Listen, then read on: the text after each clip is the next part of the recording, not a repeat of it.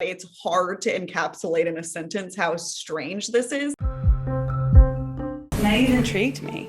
What are the un-American ideas that are indoctrinating our youth?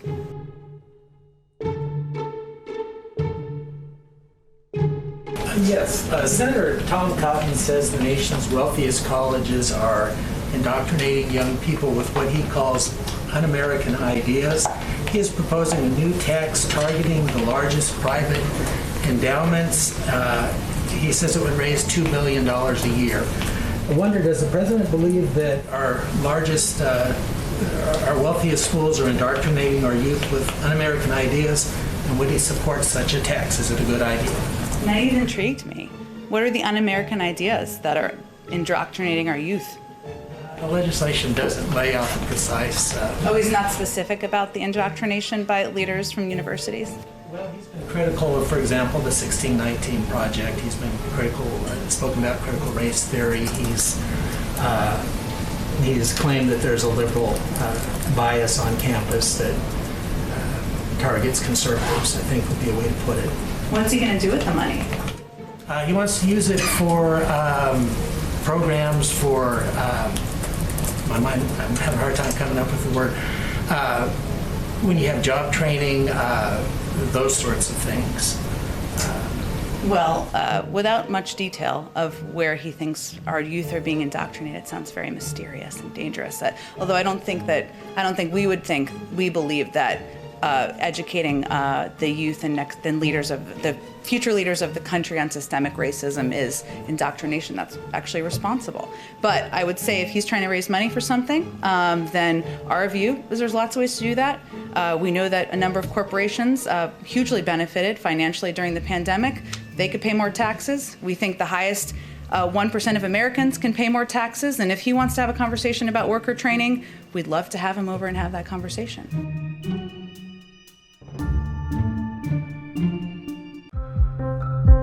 Ocasio-Cortez, she went and hid. She couldn't take it. I'm looking for Alexandria Ocasio-Cortez's office. Somebody had a great point that AOC, she might be in daycare because she has a child. And she has notes, all kinds of notes. Oh, we can leave her a note. This is like so elementary. This looks like a progressive feminist, maybe Planned Parenthood or NARAL came and visited AOC and all wrote her notes. We're going to ask her if Common Core math helped get her through college. And Trump. Add socialism sucks. No. Add this to it. Trump, baby. That's good. Trump is your president. I like that. Smiley face. Smile. Trump is your president. Traitor. A message to them right there. A traitor. They locked the door. Wait, what? Excuse me, I'm an American citizen. I pay taxes. I'd like to speak to. They locked the door. Speak to someone in Congress.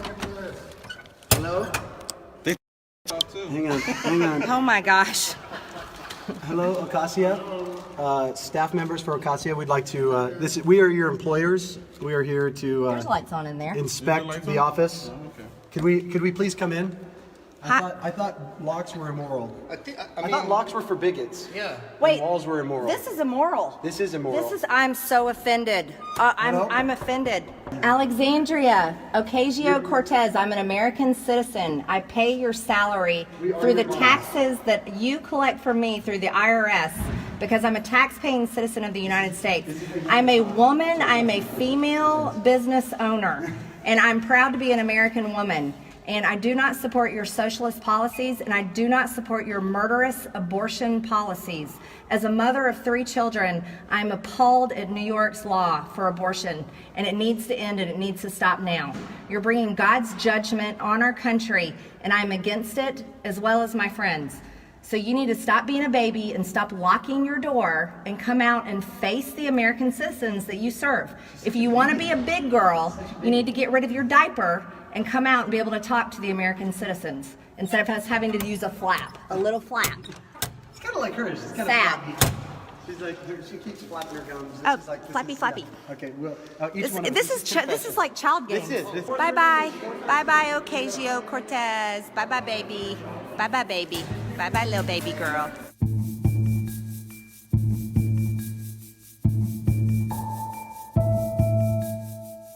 We're gonna fix her sticky notes because you know what? They have it wrong. You know, the kids in daycare at AOC's office, they have it wrong. So they put the sticky notes on the welcome sign. So we gotta make sure it's right. No, we're not gonna mess them up. Those are her notes. Those are her feel good, be special notes. So we're gonna make sure that it shows the welcome sign because everyone's welcome in America. Uh-oh, that was a mistake. Let's fix it. We gotta fix, let's fix this. Nope, not destroying them at all. We need to make sure that Illegals are welcome, not babies. and babies are murdered. But here at her office, that was covered up. Okay. She's a big girl. She needs to keep things clean and know that people are welcome.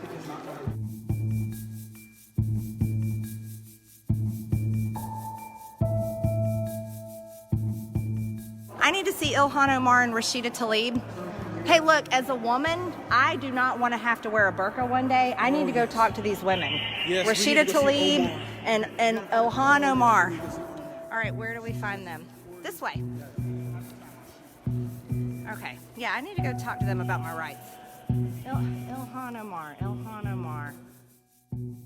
Everyone is so terrified of us that we have our own security guy that is following us everywhere we go.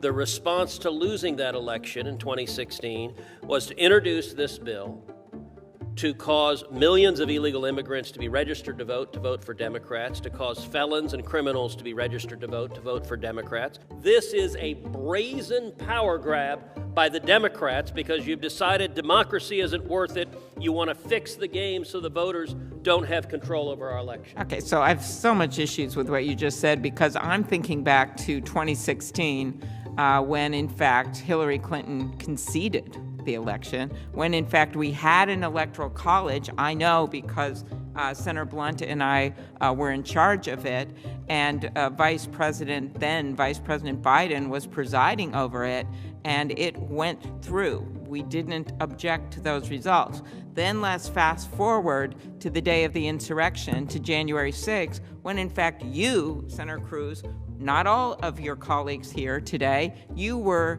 contesting the Electoral College. You were leading, one of the leaders on the effort to say that the election results were not correct. And so you wonder why we want to make sure that people have the right to vote. Well, it's because of this kind of rhetoric and this kind of behavior and an insurrection at the Capitol and a former president that is still maintaining that he somehow won the election when we all know it's not true.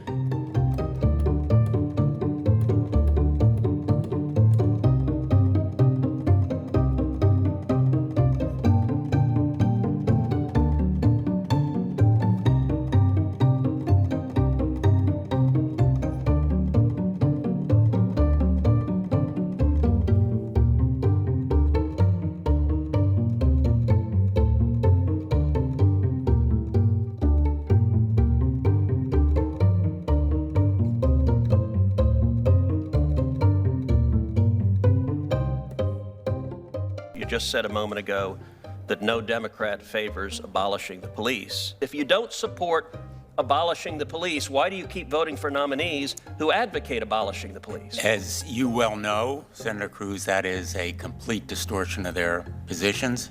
We're not here to talk about those nominees. If you want to stay, we can do it at the end of the hearing, but right now we're going to move on.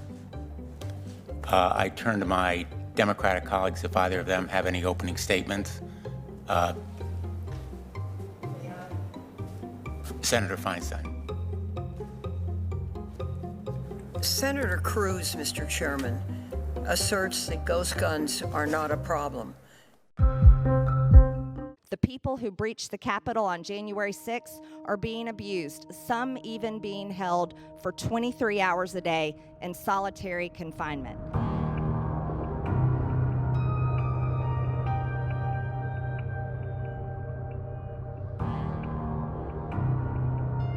I rise in opposition to the commission to study the events of January 6th, as well as spending $2 billion in security supplemental. The question that comes to mind is this: what about all the riots that happened during the summer of 2020 after the death of George Floyd?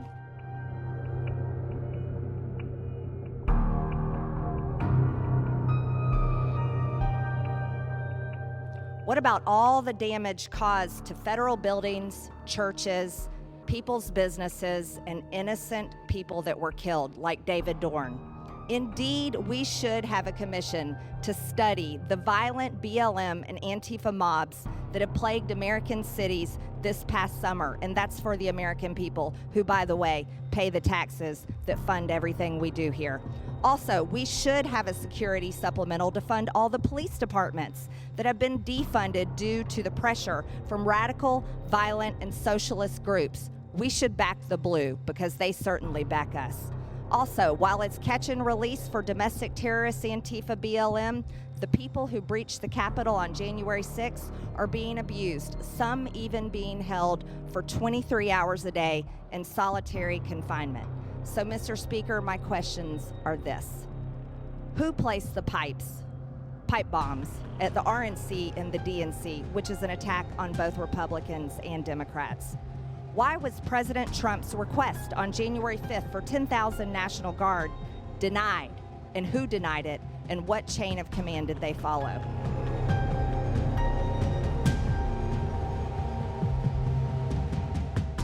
Also, who killed Ashley Babbitt? And why is that not being revealed? Does her family not deserve justice? And lastly, when will the witch hunt of Donald J. Trump come to an end and all of those who support him? I rest my time.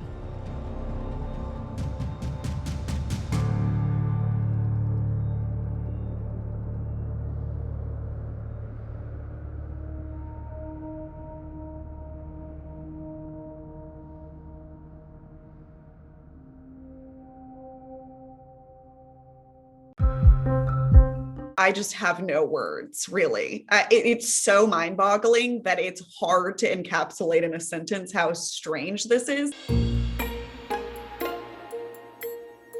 A firm named Cyber Ninjas has been hired to re-audit all of Maricopa County's ballots from the 2020 election at the behest of the Senate Republicans in that state. And it has been a debacle. It is the wildest thing I have ever seen in elections, truly.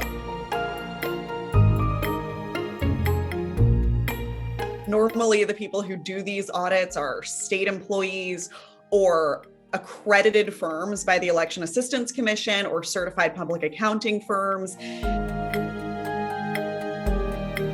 Do you think that Donald Trump won Arizona? Yes, I do. I think that Donald Trump won the election. Firm believer.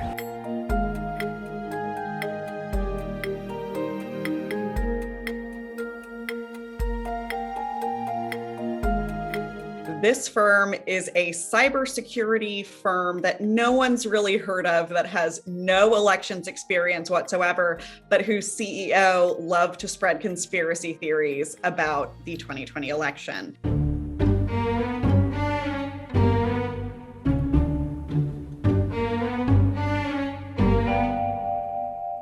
This is an incredible waste of resources and time. I mean, Arizona is a state that has had a history of problems with voter participation and voter turnout and the Native population and their interactions with local elections officials. I can think of about 100 better ways for this money to have been spent, and certainly for the time and energy of local elections officials to be spent. We're talking about a huge time suck from elections officials who should be preparing for upcoming local elections or getting prepared to reallocate resources for the midterms in 2022. I mean, those are not that far away. And so just the absolute manpower's lost because of this really blow my mind.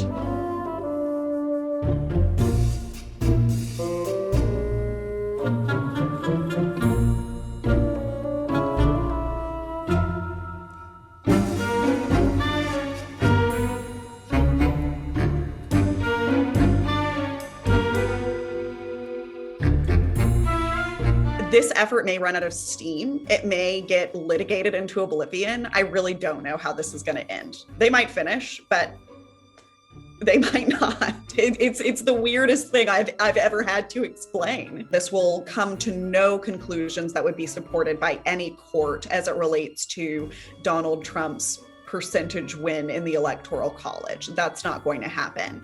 This is essentially a vanity project for Donald Trump and the people in Arizona who very much supported him. And they are playing to that party of one.